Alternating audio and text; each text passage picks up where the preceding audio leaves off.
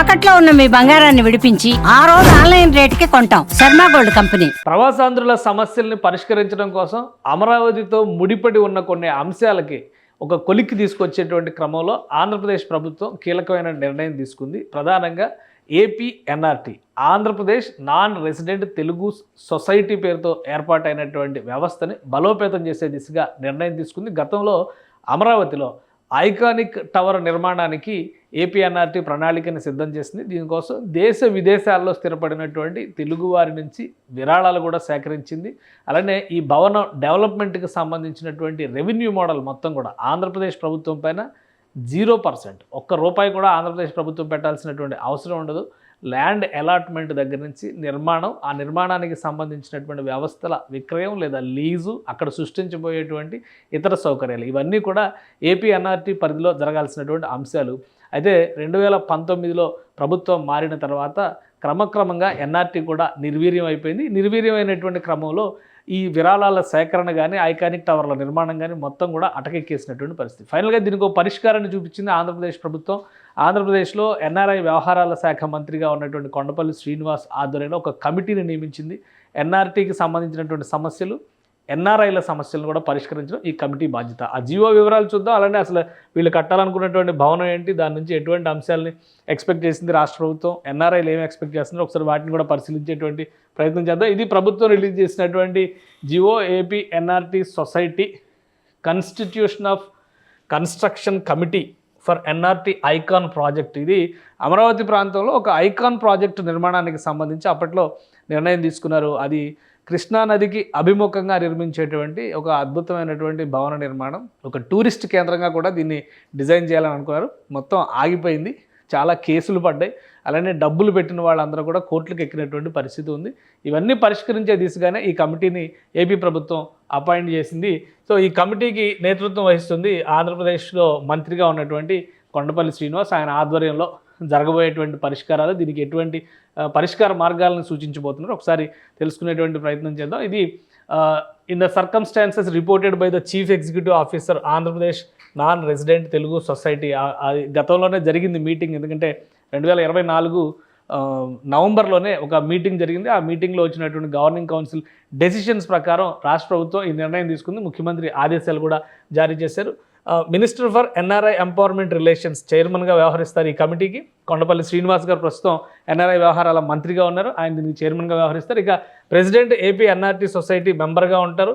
Project management consultant icon project measures Turner project management India limited technical మెంబర్గా ఇందులో ఉంటారు ఇదే కమిటీలో. అలానే selected investor from AP NRT icon tower project buyers. చాలామంది ఇందులో స్థలాన్ని కొన్నారు, ఎందుకంటే ఇది ఒక 27 అంతస్తుల భవనం. దాని గురించి వివరాలు కూడా మనం తెలుసుకునేటువంటి ప్రయత్నం చేద్దాం. దీని తర్వాత ముందు కమిటీ ఏంటో చూద్దాం. సో ఈ కమిటీకి సంబంధించి ఇన్వెస్టర్స్లో ఒకరిని ప్రాజెక్టు తరపు నుంచి ఇద్దరిని ఎన్నుకునేటువంటి అవకాశం ఉంటుంది. ఇక్కడ 2 మెంబర్లు ఉంటారు. దీనిలో సంబంధించి మొత్తం 3 మెంబర్లకి సెలెక్టెడ్ ఇన్వెస్టర్ అంటే 3 ఎవరైతే బయర్స్ ఉన్నారో, అంటే ఈ టవర్లో భూములను కొనుక్కున్నటువంటి వాళ్ళు బయర్స్ ఎవరైతే ఉన్నారో వాళ్ళని ఒక 3 మెంబర్లుగా ఇందులో డిసైడ్ చేసింది రాష్ట్ర ప్రభుత్వం. ఈ 3 మెంబర్లు కూడా ఏపీ ఎన్ఆర్టీ ఐకాన్ టవర్లో స్థలాలు కొనుక్కున్న వాళ్ళు, వాళ్ళకి అవకాశం ఇస్తారు. ఇక లీగల్ అడ్వైజర్గా స్పెషల్ ఇన్వైటీని అపాయింట్ చేస్తారు.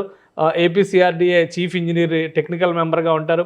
CEO AP NRT society member కన్వీనర్గా ఉంటారు. ఇది ఈ కమిటీ స్ట్రక్చర్. ఈ కమిటీ పరిష్కరించబోయేటువంటి అంశాలు కూడా ఒకసారి చూద్దాం. The above committee shall act as an advisory body for assessment and confirmation of continuing interest among the buyers, withdrawal or pending cases, sign in new sale agreements with updating prices. అంటే ఇప్పుడు already చాలా వ్యవహారాలు ఇందులో ఉన్నాయి. ఎందుకంటే గతంలో డబ్బులు కట్టిన పరిస్థితి వేరు, ఇప్పుడు నిర్మాణ వ్యయాలు పెరుగుతున్నటువంటి పరిస్థితి వేరు. మళ్ళీ నిర్మాణానికి వెళ్తున్నారు కాబట్టి కొత్త అగ్రిమెంట్ల మీద కంటిన్యూ అవ్వాలనుకునేటువంటి వాళ్ళ కన్సెంట్ తీసుకోవడం, విత్డ్రా అవ్వాలనుకునే వాళ్ళని విత్డ్రా చేయించడం, కంటిన్యూ అయ్యే వాళ్ళు అదనంగా కట్టాల్సిన మొత్తాలపైన వీటన్నిటిపైన కూడా వీళ్ళు సమస్యలు పరిష్కారం తీసుకు అడుగు పెడతారు. అలానే and first level approval of the committee recommendations PMC vendor, ఈ పేమెంట్స్కి సంబంధించినటువంటి final approval of the actions including payments rest with the executive arm of AP అన్నారు. ఇందులో ఉన్నటువంటి ఎగ్జిక్యూటివ్ బాడీ ఆధ్వర్యంలో తీసుకునేటువంటి నిర్ణయాలు వీటన్నిటిని కూడా సమీక్షించేటువంటి బాధ్యత, ఫైనల్ చేసేటువంటి బాధ్యత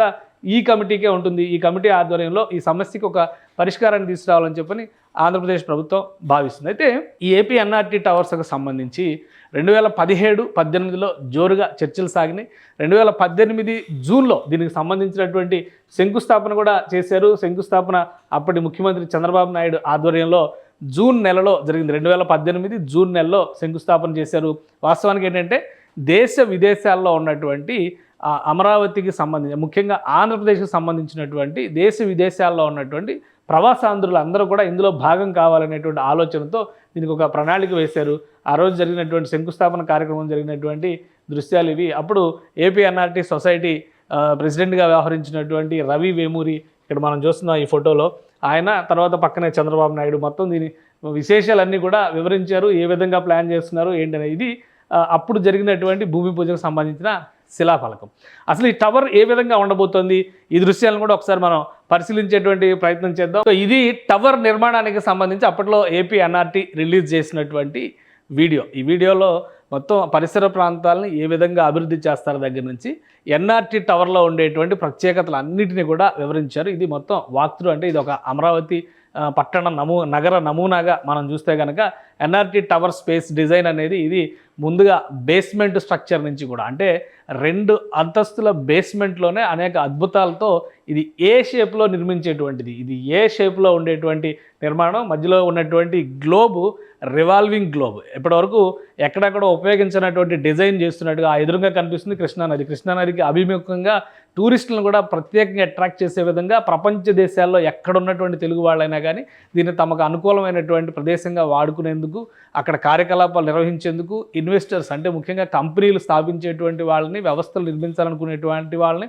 ఇక్కడికి ఆహ్వానించడం, దీనిలో అనేక వసతుల కల్పన, ఆఫీస్ స్పేసెస్కి సంబంధించి ప్లగ్ అండ్ ప్లే స్ట్రక్చర్లో రెంట్కి ఇచ్చేటువంటి స్పేసెస్ ఉంటాయి. అలానే ఫుల్లీ డెవలప్డ్ కంపెనీస్ కావాలనుకునేటువంటి స్పేస్ను కొనుక్కునేటువంటి అవకాశం ఉంటాయి. ఆ విధంగా దీన్ని డిజైన్ చేశారు. ఆయా దేశాల నుంచి ఆంధ్రప్రదేశ్ ప్రభుత్వం దీనిలో ₹1 కూడా ఇన్వెస్ట్ చేసేటువంటి పరిస్థితి ఉండదు. ఆయా దేశాల్లో సెటిల్ అయినటువంటి తెలుగు వాళ్ళ ఆసక్తి మేరకు ఇన్వెస్ట్మెంట్స్ ఇందులో పెట్టచ్చు. ఈ ల్యాండ్స్కేప్ మొత్తాన్ని కూడా ఒక అద్భుతమైనటువంటి సుందరమైన నందనవనంగా మార్చాలనేటువంటి ఒక ఆలోచన చేశారు. ఈ మధ్యలో ఉన్నటువంటి గ్లోబ్ కూడా ఇది ఒక రివాల్వింగ్ గ్లోబ్. ఇందులో రివాల్వింగ్ రెస్టారెంట్ని ప్లాన్ చేసింది అప్పట్లో ఎన్ఆర్టీ సొసైటీ. అంటే అలా విదేశాల నుంచి వచ్చేటువంటి వాళ్ళకి ఆ అనుభూతిని కలిగించడం, ముఖ్యంగా కృష్ణానది అందాలని చూస్తూ అక్కడ విందు వినోదాలను ఆస్వాదించే విధంగా డిజైన్ చేశారు. హై లెవెల్ ఇది చూస్తే కనుక స్విమ్మింగ్ పూల్స్ కానీ, హెలీప్యాడ్, హెలికాప్టర్స్ ల్యాండ్ అయ్యేటువంటి సౌకర్యాలు కానీ, ఇవన్నీ కూడా అత్యాధునిక సౌకర్యాలతో నిర్మించారు. అలానే ఇంటర్నల్గా చూస్తే కూడా లోపల ఆఫీస్ స్ట్రక్చర్తో పాటు దీని ఇంటర్నల్ దీనిలో చూస్తే ఒక భారీ ఆడిటోరియంస్ని కూడా ఏర్పాటు చేశారు. కన్వెన్షన్స్, అంటే ఇంటర్నేషనల్ కన్వెన్షన్స్ ఆర్గనైజ్ చేయడానికి ఇవన్నీ కూడా ఈ బేస్మెంట్ లెవెల్లోనే డిజైన్ చేశారు. ఇది 2 అంతస్తులుగా కనిపించేటువంటి బేస్మెంట్ లెవెల్, అందులోనే పెద్ద ఎత్తున ఈ నిర్మాణ నమూనాలన్నిటినీ కూడా పొందుపరిచారు. కాబట్టి ఈ ప్రణాళికని చూస్తే ఎవరైనా కానీ విస్తుగొలిపే విధంగా, పైగా ఆంధ్రప్రదేశ్లో ఒక భయం ఉంటుంది, విజయవాడ పరిసర ప్రాంతాల్లో ముఖ్యంగా టెంపరేచర్స్ ఎక్కువ ఉంటాయి, ఎండ ఎక్కువగా ఉంటుంది అనేటువంటి అభిప్రాయం ఉంటుంది. సో ఆ ఎండని నివారించి వేడిని తగ్గించే విధంగా అధునాతన టెక్నాలజీతో దీన్ని నిర్మించడంతో పాటు పరిసర ప్రాంతాల్లో ఆర్గానిక్ ఫుడ్, ఎందుకంటే కృష్ణానది తీరంలో ఉంది కాబట్టి ఆర్గానిక్ పంటలను పండించే విధంగా దీనిలో చర్యలు తీసుకోవాలనుకున్నారు. దీనికి సంబంధించి దేశ విదేశాల నుంచి కూడా ఫండ్స్ కలెక్ట్ చేశారు. కానీ 2019 తర్వాత, ఎందుకంటే ఇక్కడ మరొక ముఖ్యమైనటువంటి విషయాన్ని కూడా మనం తెలుసుకోవాల్సి ఉంటుంది. ఆంధ్రప్రదేశ్లో కూటమి ప్రభుత్వం ఏర్పడిన తర్వాత ఈ సొసైటీని మళ్ళీ పూర్తిగా పునరుద్ధరించింది. ఎందుకంటే గత 5 ఏళ్ల కాలంలో మొదట కొంత ఉత్సాహం కనిపించింది. ఎందుకంటే వైఎస్ జగన్మోహన్ రెడ్డి గారి ప్రభుత్వ హయాంలో కూడా దీనికి సొసైటీ ప్రెసిడెంట్ అపాయింట్మెంట్ జరిగింది. ఇవన్నీ జరిగిన తర్వాత కొంత ఎన్ఆర్ఐల్లో జోష్ వచ్చింది. అయితే అది ఒక 6 నెలల్లోనే చల్లారిపోయినటువంటి పరిస్థితి. ఎందుకంటే ఎన్ఆర్టీ వ్యవహారాలు పూర్తిగా సద్దుమణిగిపోవడం, ఎన్ఆర్టీ నుంచి కలెక్ట్ చేసినటువంటి ఫండ్స్ విషయంలో కూడా కొంత నిధుల మళ్లింపు జరిగింది అనేటువంటి చర్చలు జరిగింది. సో దీన్ని మొత్తం స్టెబిలైజ్ చేసేటువంటి పనిలో భాగంగానే ఏపీ ప్రభుత్వం ఈ కొత్త చర్యలు తీసుకుంది. ప్రస్తుతం తాజా పరిస్థితి అసలు ఆ ఎన్ఆర్టీ టవర్ ఉన్నటువంటి ప్రదేశం దగ్గర ఎలా ఉంది, ఒకసారి అది కూడా చూసేటువంటి ప్రయత్నం చేద్దాం మనం. ఇది తాజా పరిస్థితి ఎన్ఆర్టీ టవర్ ఉన్నటువంటి పరిసర ప్రాంతాల్లో. యాక్చువల్గా అప్పటికే ఒక రహదారి నిర్మాణం జరిగింది, కానీ రహదారి నిర్మాణం జరిగిన చుట్టుపక్కల ప్రాంతాల్లో ఎక్కడా కూడా ఎలాంటి డెవలప్మెంట్, ఎలాంటి ప్రోగ్రెస్ లేదు. మనం ఈ దృశ్యాల్లో గమనిస్తే టోటల్గా ఎంటీ ల్యాండ్. ఎందుకంటే ఇది కృష్ణానదికి అతి సమీపంలో ఉండేటువంటి ప్రదేశం కాబట్టి గత ప్రభుత్వం ఈ ప్రాంతంలో ల్యాండ్ అలాట్మెంట్ జరిగిన తర్వాత కూడా ఎటువంటి అభివృద్ధి కార్యక్రమాలు, కార్యాచరణని చేపట్టలేదు. కేవలం అప్పుడు వేసినటువంటి రహదారి, అలానే ఇచ్చినటువంటి లైటింగ్. మీకు అక్కడ దూరం నుంచి చూస్తే కనుక కొన్ని టవర్స్ కనిపిస్తున్నాయి. ఇవన్నీ కూడా ఐఏఎస్, ఐపీఎస్లకి అలానే ఎమ్మెల్యేల కోసం కడుతున్నటువంటి క్వార్టర్స్కి సంబంధించినటువంటి సముదాయం.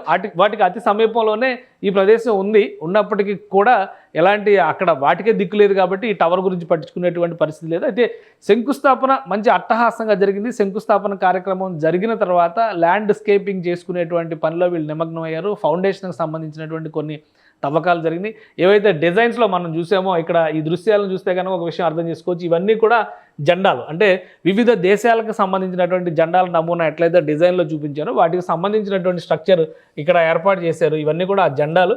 సో అవి కాలక్రమంలో ఎటు పని జరగని నేపథ్యంలో పూర్తిగా ఆగిపోయినాయి కాబట్టే ఇప్పుడు దాన్ని పట్టించుకునేటువంటి దిక్కు దివాణం లేదు. ఎందుకంటే ఇంకోటి వాటర్ సప్లై, ఇది శంకుస్థాపన వేసినటువంటి శిలాఫలకం కూడా అలా ఎంటీగా మిగిలినటువంటి పరిస్థితి. బేస్మెంట్ కోసం ఏవైతే ఏర్పాట్లు చేసుకున్నారో అంతవరకే పనులు జరిగినాయి. మిగతా పనులు ఏవి కూడా జరగలేదు.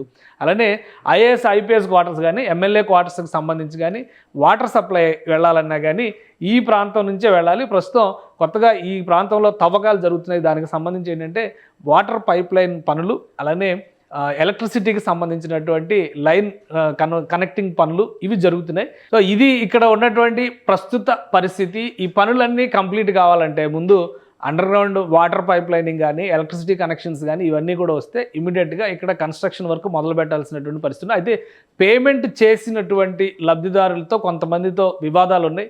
కొంతమంది కోర్టుకు ఎక్కినటువంటి పరిస్థితి కూడా ఉంది.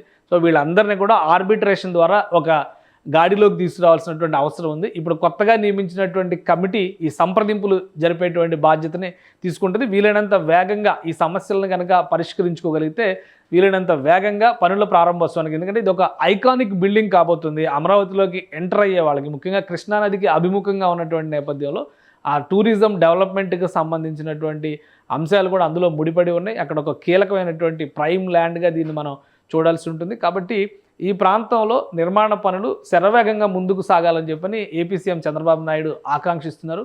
ఈ క్రమంలోనే రాజధానిలో వ్యవహారాలను చక్కబెట్టేటువంటి క్రమంలో ఏపీ ఎన్ఆర్టీకి కూడా ప్రాధాన్యం ఇస్తూ వచ్చారు. అది ఇప్పుడు కమిటీ నియామకం జరిగిన తర్వాత సంస్థాగతంగా ఉన్నటువంటి సమస్యలను పరిష్కరించి ఇక నిర్మాణం దిశగా ముందుకు వెళ్ళడం. మొత్తం 27 అంతస్తుల టవర్ ఇది. ఎన్ఆర్టీ ఐకానిక్ టవర్గా దీనికి నామకరణం చేశారు. అదే కంటిన్యూ అయ్యేటువంటి అవకాశం ఉంది. లబ్ధిదారులు ఎవరైనా డ్రాప్ అయ్యే వాళ్ళు ఉంటే డ్రాప్ అవ్వచ్చు, లేదా ఇప్పుడు పెరిగినటువంటి ప్రైసింగ్ని యాక్సెప్ట్ చేస్తే కనుక ఆ పాత వాళ్ళు కంటిన్యూ అవ్వడానికి కూడా అవకాశం ఉంటుంది. కాబట్టి వీటన్నిటిని కూడా పరిష్కరించి కనీసం 2-2.5 ఏళ్లలో ఈ ఐకానిక్ టవర్కి ఒక రూపాన్ని ఇవ్వాలని ఏపీ గవర్నమెంట్ భావిస్తుంది. ఇక ఈ సంప్రదింపుల కమిటీ ఎంత వేగంగా పనిచేస్తే అంత వేగంగా ఈ పని ముందుకు వెళ్ళడానికి అవకాశం ఉంటుంది. సుమన్ టీవీలో మీ పర్సనల్ అండ్ బిజినెస్ ప్రమోషన్స్ కోసం కింది నెంబర్కి కాంటాక్ట్ చేయండి.